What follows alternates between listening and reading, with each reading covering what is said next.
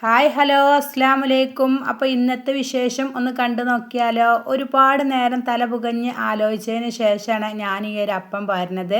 അപ്പോൾ നിങ്ങൾ വിചാരിച്ചു എന്താ ഇപ്പോൾ അപ്പം പാരാൻ ഇത്ര വലിയ തല പുകഞ്ഞ് ആലോചിക്കാനെന്ന്. വേറെ ഒന്നുമല്ല, കറി ഉണ്ടാക്കാനായിട്ട് ഒരു ഉള്ളിയോ തക്കാളിയോ ഒരു പച്ചമുളകോ ഒന്നും ഇവിടെ എടുക്കാനുണ്ടായിരുന്നില്ല.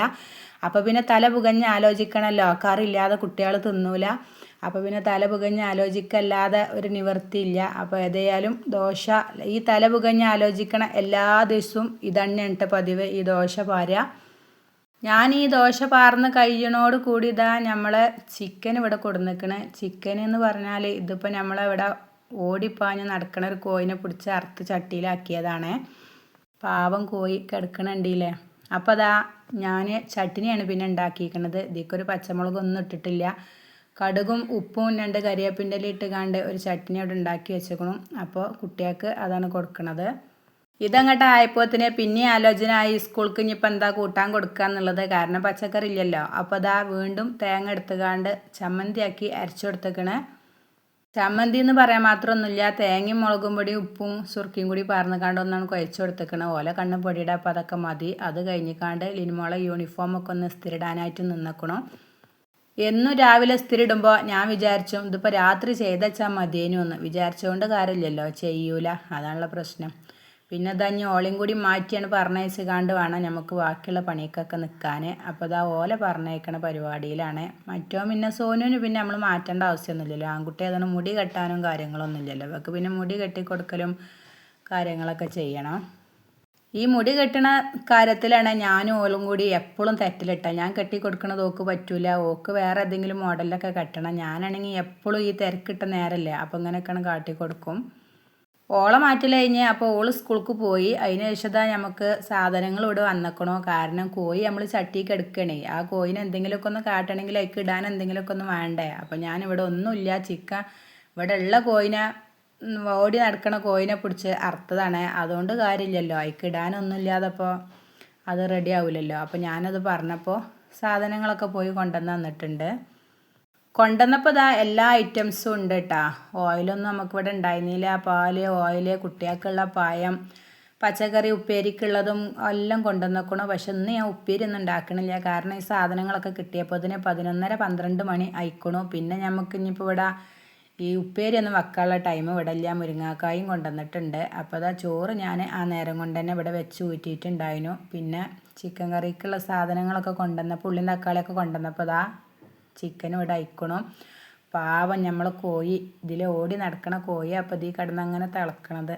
എൻ്റെ ലിൻമോള് കുറേ പറഞ്ഞു കേട്ടോ, ആ കോഴിനെ അറക്കണ്ട, ഞാൻ കഴിക്കൂല എന്നൊക്കെ പറഞ്ഞു. പക്ഷെ എന്നാലും ഇത് കൂട്ട് കയറാത്തൊരു കോഴിയായിരുന്നു. അപ്പോൾ പിന്നെ പിടിച്ചാണ് ചട്ടിയിലാക്കിയതാണ്.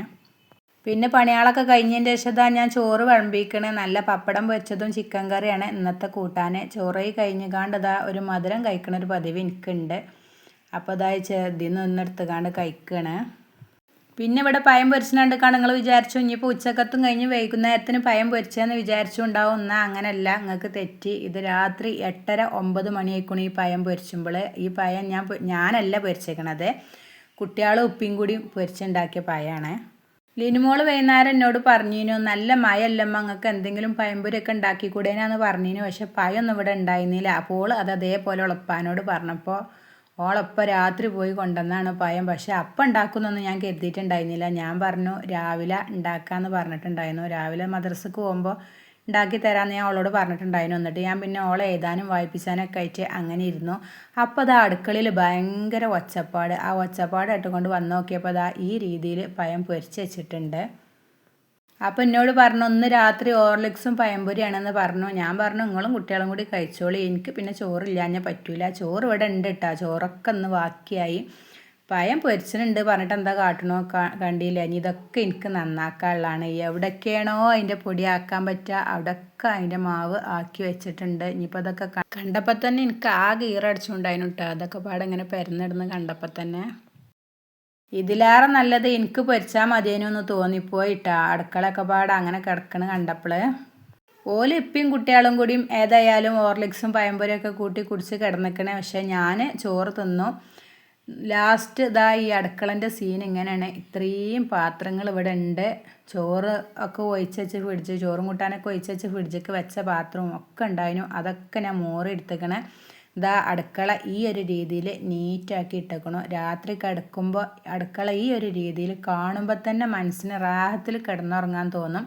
രാവിലെ നീച്ച് വരുമ്പോഴും നമുക്ക് മനസ്സിനൊരു സമാധാനമാണ് കേട്ടോ അടുക്കള ഈ ഒരു രീതിയിൽ കാണുമ്പോൾ. ഈ പണിയൊക്കെ കഴിഞ്ഞ് ഞാൻ കിടക്കാൻ പോകുമ്പോൾ നേരം 10:45 ടുട്ടുവിനെ ഉറക്കലും എൻ്റെ നിസ്കാരവും ചോറയും അതേപോലെ ലിൻമോക്ക് എഴുതാനുള്ളതും വായിച്ചാനുള്ളതും എല്ലാം കഴിഞ്ഞപ്പോഴത്തേനും നേരം 10:45 ആയിക്കണം. എന്നാലും വണ്ടിയിൽ അടുക്കള നീറ്റാക്കിയിട്ടേ കിടക്കുള്ളൂ എന്ന് വിചാരിച്ച് എല്ലാം കഴിഞ്ഞ് കിടന്നതാണ്. അപ്പോൾ ഇന്നത്തെ വീഡിയോ ഇത്രയൊക്കെ തന്നെ ഉള്ളൂ. ഇഷ്ടമാവുകയാണെങ്കിൽ ലൈക്ക് ചെയ്യാനും ഷെയർ ചെയ്യാനും സബ്സ്ക്രൈബ് ചെയ്യാതെ കാണുന്ന കൂട്ടുകാരുണ്ടെങ്കിൽ തീർച്ചയായിട്ടും ഒന്ന് സബ്സ്ക്രൈബ് ചെയ്തേക്കണേ. അപ്പോൾ അടുത്തൊരു വീഡിയോ ആയിട്ട് വരുന്നത് വരെ താങ്ക്